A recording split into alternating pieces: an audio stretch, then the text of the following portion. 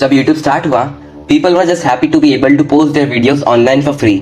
ऐसी वेबसाइट जो तुम्हें टैग, शेयर या अपलोड करने दे तुम्हारी वीडियोस पूरी दुनिया से, और just family and friends if you prefer. हाँ, वो वेबसाइट का नाम था youtube.com। But then YouTube started sharing ad revenues with creators। फिर कंपनी ने पे करना चालू कर दिया था YouTube क्रिएटर्स को उनके प्रोडक्ट को प्रमोट करने में, और अचानक से ही यूट्यूबर बनना जॉब जैसा हो गया था। In fact it didn't just become a job, it became the job. अनगिनत स्टडीज के बाद में पता चला कि एक यूट्यूबर बनना सबसे लोकप्रिय जॉब है इस दुनिया में। नॉट एस्ट्रोनॉट, डॉक्टर, टीचर, नहीं, 75% of the kids want to become a YouTuber. And जब मेन स्ट्रीम मीडिया इसके बारे में बात करते हैं तो नॉर्मली हमें काफी गलत लगता है। You can sense them thinking this people need to get real jobs, क्योंकि इन्फ्लुएंसर ये शब्द आज की दुनिया में थोड़ा गलत प्रभाव डालता है। Too many people an influencer represent talentless narcissists who film themselves for the social media and अपनी लाइफ को ऐसा दर्शाना जैसे रियलिटी में नहीं है, and get paid extremely well to sell products for companies. बहुत से केसेस में there may be some truth in that, but एक इन्फ्लुएंसर का मतलब काफी चीजें हो सकता है। Lots of influencers on social media are incredibly talented and creative people, because the simple definition of an influencer is just a person with the ability to influence potential buyers of a product or services। ये कोई नया concept नहीं है। We always had celebrities who do that।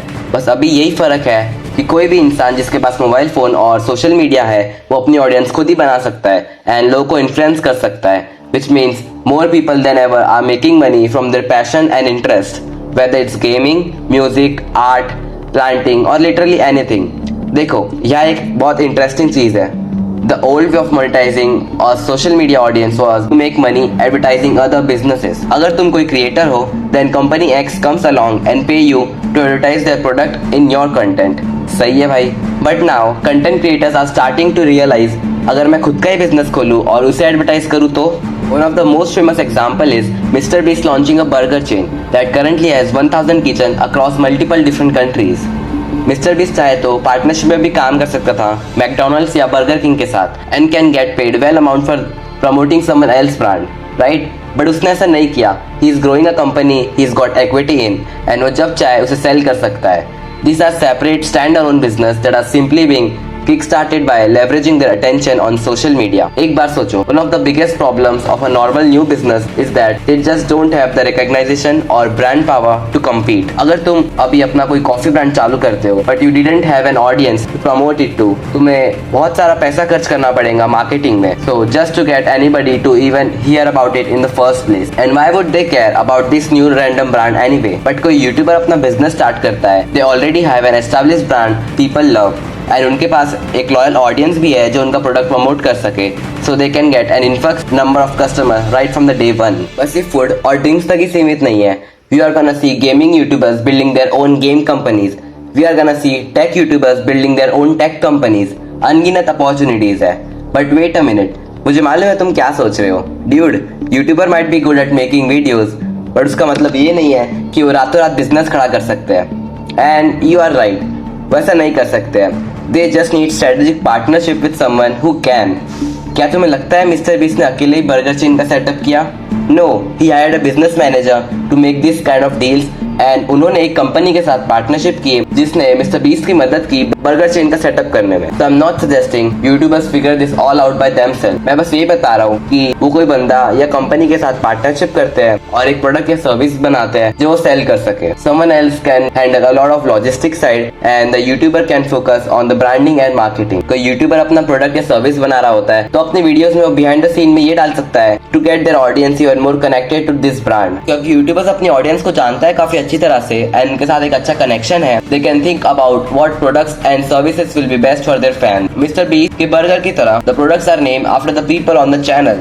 So ये बहुत अच्छा experience है fans के लिए and actually makes you even more attached to Mr. Beast brand in general। And बस तुम एक बार ही नहीं खरीदते हो, you probably keep coming back more and more as a repeated customer। इसका मतलब तुम रेगुलर इंटरेक्ट कर रहे हो उस ब्रांड से in physical world, not just in digital world। एक सच बात बताता हूँ, if you are making content yourself or you ever plan to, don't just think yourself as a influencer or video maker।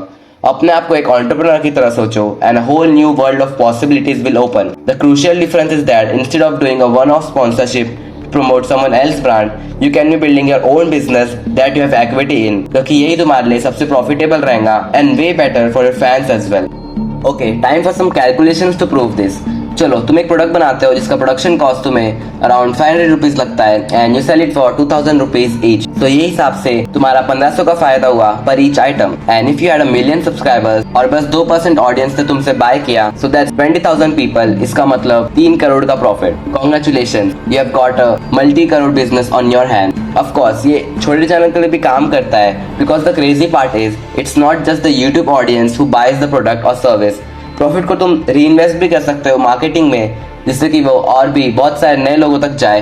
And अगर product अच्छा रहा तो people will tell their friends about it too. So ये business अपने आप में एक चीज है जो क्रिएटर से अलग है. For example, you don't ever have to watch a Mister Beast video to buy a Mister Beast burger. अगर तुम्हारा दोस्त खरीद रहा है, you probably would too. It's a standalone business in its own right.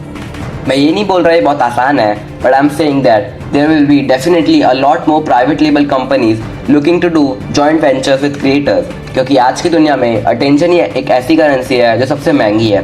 If you have people watching you and your content, you can make a lot of money. It's that simple. एक example लेते हैं. People love to hate on Kardashians and the Paul brothers. चाहे तुम ये पसंद करो या ना करो, they are very rich because they are masters of attention.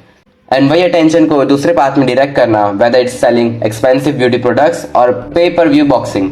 मुझे ऑनेस्टली लगता है अपन बस बिगिनिंग स्टेज में क्रिएटर बिल्डिंग बिजनेस के, but there is one final piece to this puzzle. तुमने नोटिस किया होगा मैंने बस यूट्यूबर्स की बात ही की है. तो व्हाट अबाउट टिकटॉकर्स और इंस्टाग्राम स्टार?